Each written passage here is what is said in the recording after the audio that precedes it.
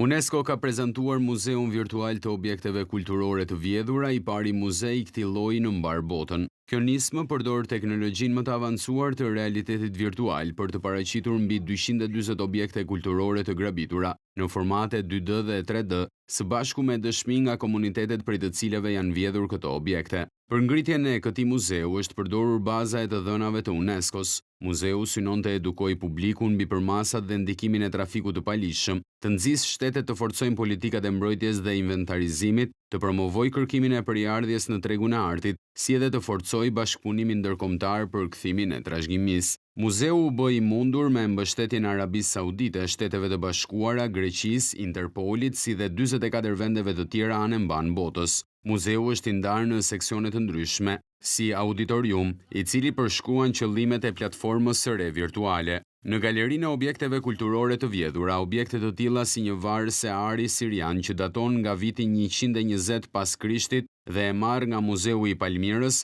ndërkohë tekstet në dhomën e kthimit përshkruajnë se si janë gjetur objektet. Ndërkohë drejtoresha e përgjithshme e UNESCO-s është shprehur në një deklaratë për mediat se pas çdo vepre apo fragmenti të vjedhur fshihet një pjesë e historisë, identitetit dhe njerëzimit që është hequr nga kujdestarët e saj, është bërë e paarritshme për kërkimin dhe tani rrezikon të bjerë në harres.